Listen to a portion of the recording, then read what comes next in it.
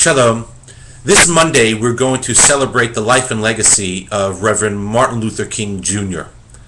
Of course, we're all aware of his civil rights activism. That was his life's mission. However, some of us may not realize that Martin Luther King Jr. was also a very vocal opponent to the Vietnam War. I mention this because this aspect of his career, if you will, has interesting parallels in the Torah and teaches us the real meaning of leadership. It wasn't simple for Martin Luther King to speak out against the Vietnam War. In fact, many of his closest advisors and confidants urged him not to, and it was something he struggled with. After all, they reasoned with him, if he puts his energies into opposing the Vietnam War, he's going to have less time and less energy towards his own cause, or the cause of his own people, and that of black civil rights. They also warned him that he may get on the wrong side of some politicians, even the president, who he had earned as people who respected him. And after an internal struggle, Martin Luther King decided he could remain silent no longer. He primarily had two objections. One was, of course, the fact that black soldiers were being forced to fight for freedoms for the Vietnamese people, who they themselves did not enjoy in the United States of America. He found that to be quite hypocritical. But there was something else that bothered him, and that was the fact that Martin Luther King felt that innocent people were being killed, slaughtered in Vietnam, and he could not stand by while that happened. It's so interesting and inspiring to note that Martin Luther King stood up and at great personal risk spoke out against injustice that did not directly affect his people. We have two parallels of this, at least two, in the Torah. We're well aware that Avraham bargained with God and entreated God to save Sodom. And in his introduction to the book of Genesis, Naphtali Tzvi Yehuda Berlin, the Netziv, reminds us that this is one of the hallmarks of Yashrut, one of the hallmarks of an upright lifestyle, the ability to look out and see the needs of others even beyond your small circle of concern.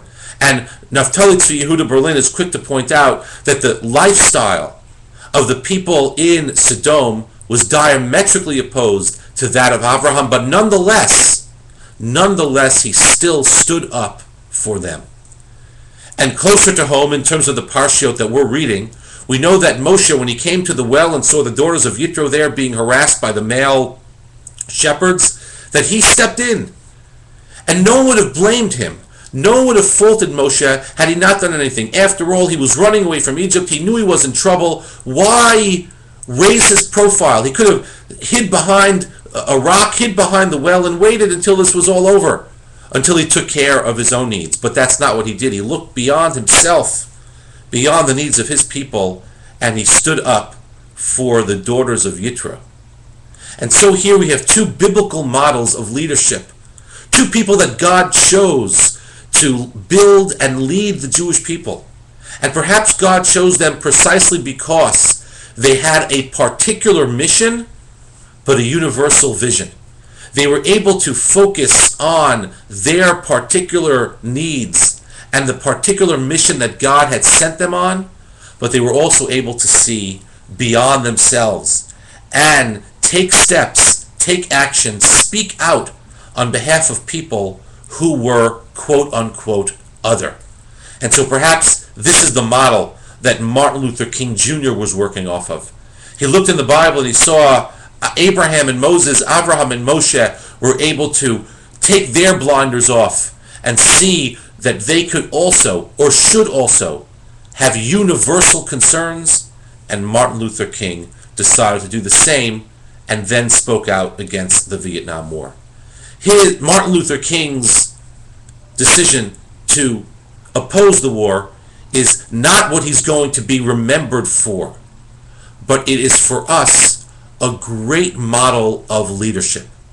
A great leader has a particular mission, like Avraham and Moshe did. They always kept their eye on the prize, if you will, and so did Martin Luther King. But they also all recognize that there are others out there who need help. And even when they fall outside of our direct area of concern, we have a moral responsibility to stand up and raise our voice on their behalfs. It's the great biblical model of leadership and the great legacy that Avraham and Moshe left for us, and it's the great legacy that Martin Luther King left the American people. Shabbat Shalom.